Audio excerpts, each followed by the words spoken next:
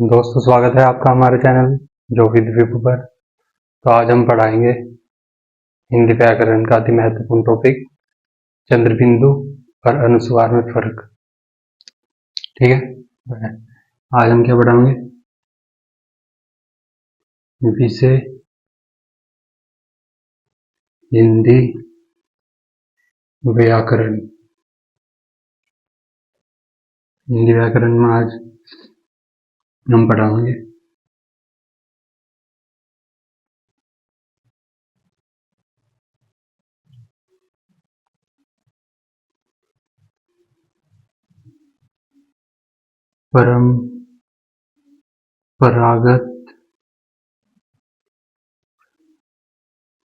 परंपरागत अतिरिक्त वर्ण।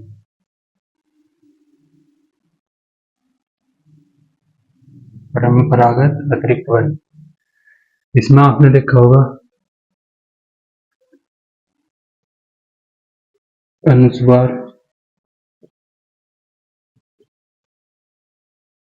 और अनुनासिक।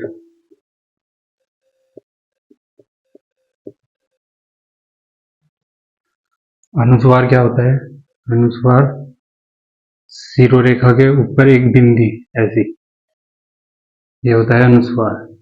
और अनुनासिक होता है शिरोरेखा के ऊपर ऐसा, ये इसका सिंबल, और ये अनुस्वार का सिंबल। अनुस्वार और अनुनासिक क्या होते हैं? अनुस्वार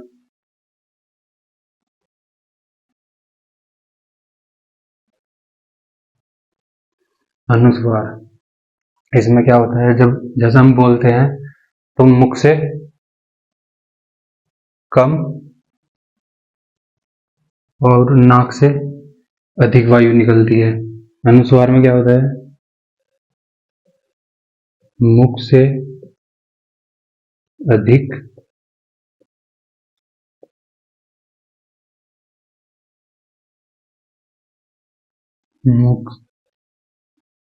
मुख से कम और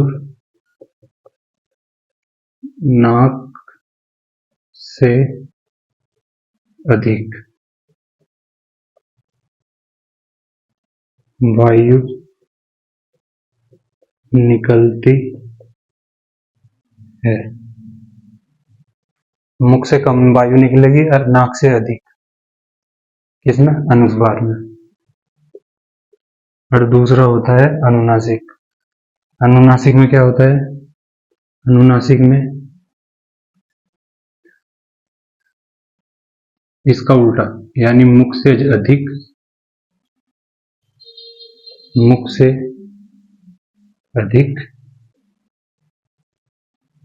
और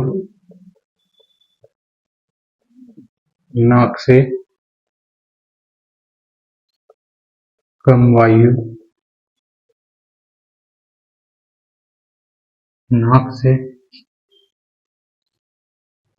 वायु निकलती है।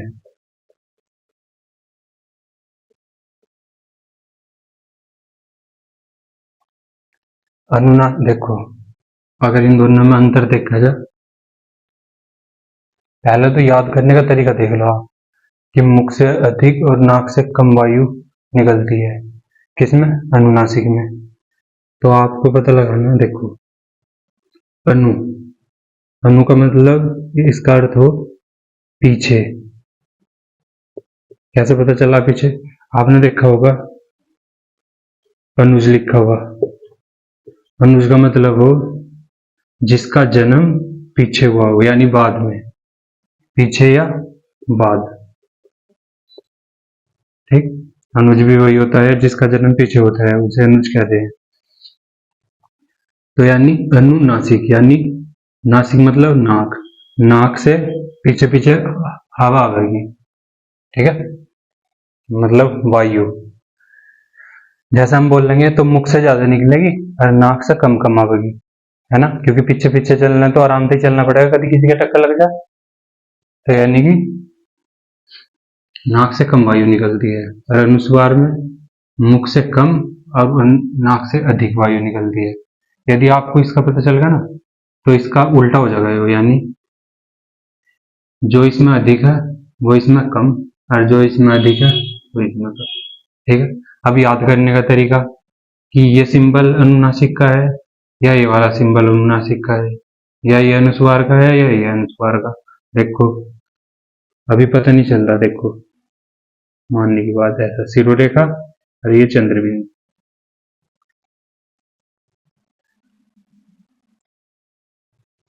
ये देखो इसमें क्या लिखा हुआ, नासिक। नासिक मतलब, अनुनासिक मतलब नाक, नाक। और ये देखो जब आप नाक का चित्र बनाओगे तो ऐसे ही तो करके बनाओगे, ऐसे कुछ।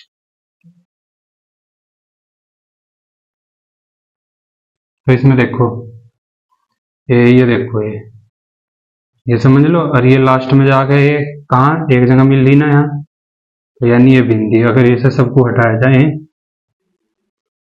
तो आपको क्या दिखेगा, एक ऐसा चमकेगा और एक बिंदी चमकेगी। तो ये क्या हो जाएगा, अनुनासिक। और दूसरा क्या है, अनुस्वार। बस ऐसे ही पता लगा लियो जब भी अगर आपके पेपर में आया कि इनमें तो बता दो, इनमें तो अनुनासिक, अनुनासिक मतलब अनुनासिक चिन्ह कौन सा, तो आपको क्या बताना।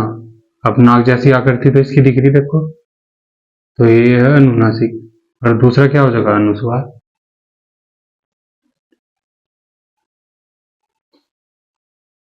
अब हम क्या करेंगे, अनुनासिक का दूसरा नाम क्या हो सके, चंद्रबिंदु।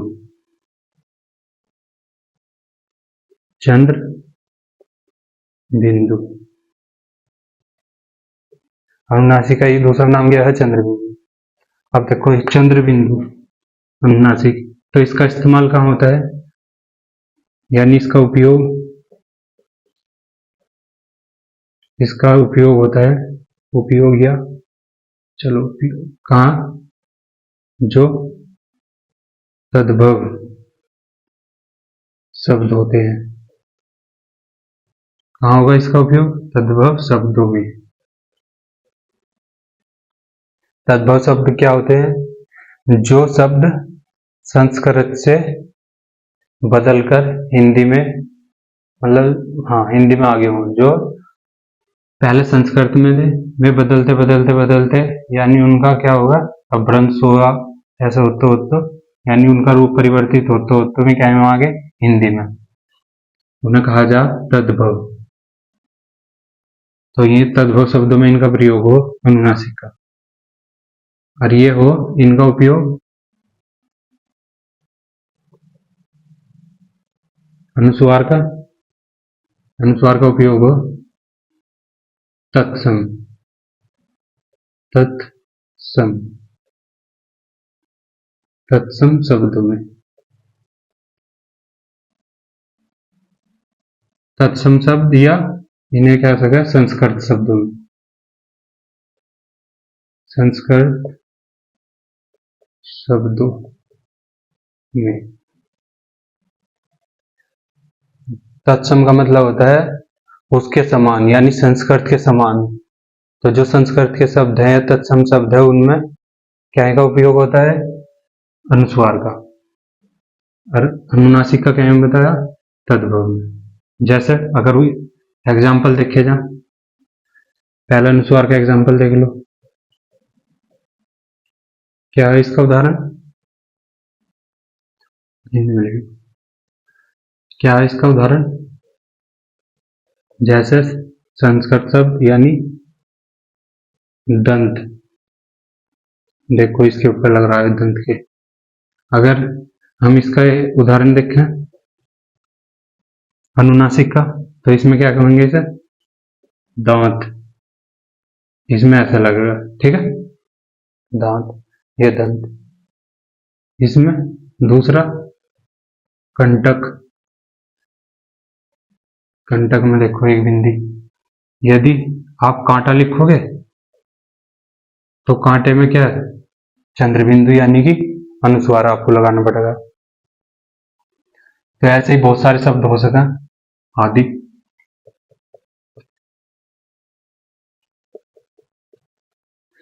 मतलब अब एक बात देखो,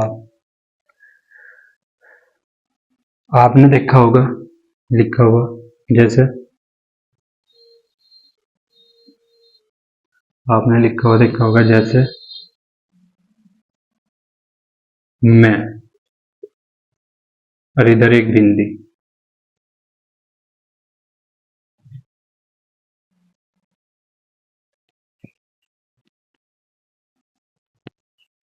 जैसे आपने लिखा हुआ देखा होगा मैं, और देख जैसे यहाँ लिखा हुआ दांत। तो यदि आपसे पूछा जा कि इनमें से कौन सा अनुस्वार है और कौन सा अनुनासिक या चंद्रबिंदु, अनुनासिक का ही दूसरा नाम है ये चंद्रबिंदु, तो इनमें से कौन सा अनुनासिक और कौन सा चंद्रबिंदु, तो ज्यादातर बच्चों का जवाब होगा कि ये इसमें क्या हो रहा, प्रयोग हो रहा अनुनासिक का, अनुनासिक का, और इसमें क्या का हो रहा प्रयोग, इसमें हो रहा अनुस्वार का। लेकिन ये एकदम गलत है, इसमें अनुस्वार का नहीं, इसमें भी क्या का प्रयोग हो रहा, अनुनासिक का। अब कैसे पता चलेगा, देखो कैसे पता चलेगा।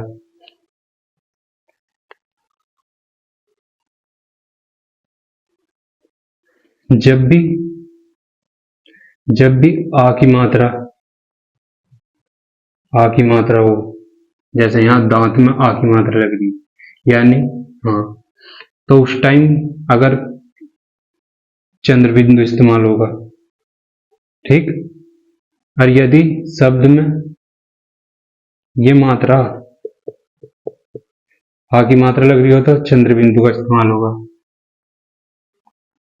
अनुनासिक वाले का। यदि छोटी ही, बड़ी ही, ए, ऐ, ओ, औ, इन मात्राओं का इस्तेमाल हो रहा, तो वहां हम क्या प्रयोग करेंगे, हम वहां करेंगे केवल इसका, बिंदी का। तो जैसे अभी आपको दिखाया था, जो मैं है, मैं में देखो क्या है, मैं प्लस ऐ, तो वर्ण की व्यंजन के साथ क्या का प्रयोग हो रहा, ए का, यानी और इसकी मात्रा देखी जाए ऐसी, तो जब भी ऐसी होगी ना, इनका प्रयोग होगा, उस टाइम हम अनुनासिक का ये वाला सिंबल नहीं इस्तेमाल करने के, ठीक है, यानी ये चिन्ह प्रयोग करने के, ये वाला चिन्ह प्रयोग करेंगे। तो ये कहाँ लगेगा, ये देखो यहाँ से ऐसा। तो यानी ये क्या है, अगर हम ऐसे लिख देते इसे मैं, और फिर हम ऐसे चंद्र बिंदु लगा देते, तो थोड़ा अच्छा नहीं लग रहा है वो, ठीक है। तो जो इसके हिंदी विशेषज्ञ उन्होंने ऐसा सिंबल दिया कि जहां लघुई, दीर्घी, ए, ऐ, ओ, औ इनका इस्तेमाल हो रहा शब्दों में, तो वहां हम अगर चंद्र बिंदु लगाना पड़ रहा हमें, तो ऐसा लगाएंगे बिंदी, ऐसा हम वहां लगाएंगे जहां सिर्फ आ मात्रा का यूज हो रहा शब्द में, ठीक है।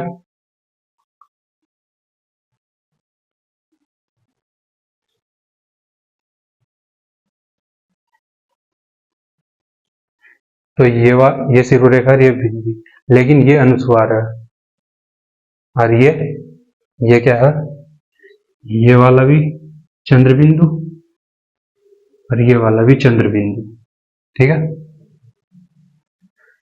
एक और बात लिखो,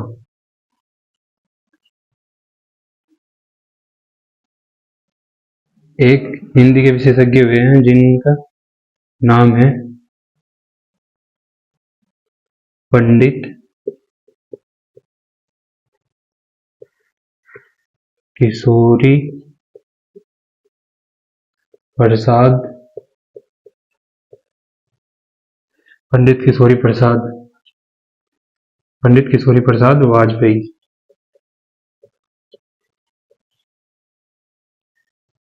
पंडित किशोरी प्रसाद वाजपेयी इनके अनुसार इनके अनुसार के अनुसार अनुसार इनके अनुसार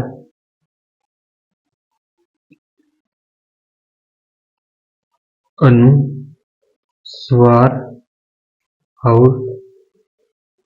विसर्ग अनुस्वार और विसर्ग स्वर नहीं है। तो इनके अनुसार अनुस्वार और विसर्ग स्वर नहीं है, तो क्या है? इनके अनुसार है ये दोनों अयोगवाह, अयोगवाह। पंडित किशोरी प्रसाद वाजपेयी के अनुसार जो अनुस्वार और विसर्ग है, अनुस्वार मतलब ये वाला और विसर्ग मतलब ये वाला, ये वाला मतलब ये वाला और ये वाला, ये क्या है? ये अयोगवाह वर्ण है। ठीक है। अनुस्वार, अनुनासिक और विसर्ग का इस्तेमाल कहाँ हो, ये तो बता दिया। विसर्ग का इस्तेमाल कहाँ हो, देखो जैसे विसर्ग है, जैसा आपने लिखा हुआ देखा होगा, प्रातः काल, प्रातः काल में ये जो दो बिंदी थी, ये क्या है? इन्हीं का नाम क्या है? विसर्ग। विसर्ग या आपने देखा होगा लिखा हुआ प्रातः काल भी नहीं, या और कौन सा?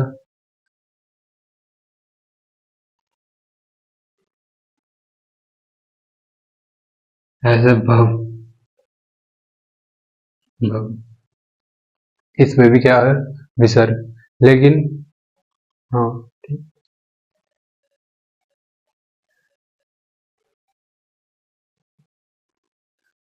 एक बात होगा, अनुनासिक और चंद्र बिंदु, इनमें अंतर क्या है?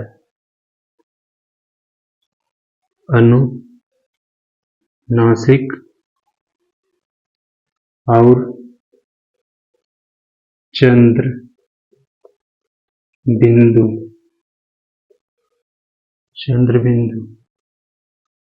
में अंतर।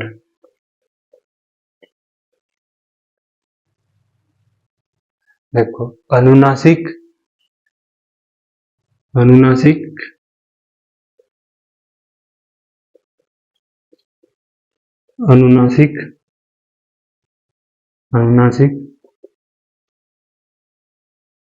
अनुनासिक है जो, वो मुख से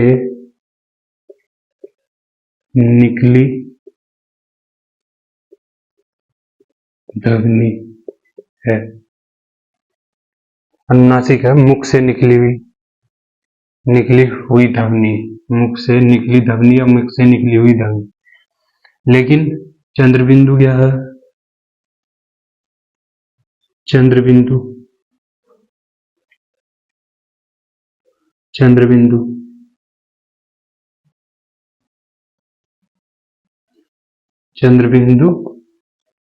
जो मुख से निकली हुई ध्वनि यानी अनुनासिक, उसका क्या है?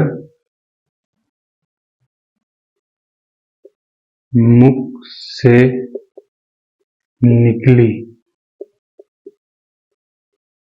ध्वनि यानी कि अनुनासिक का क्या है? लिखित चिन्ह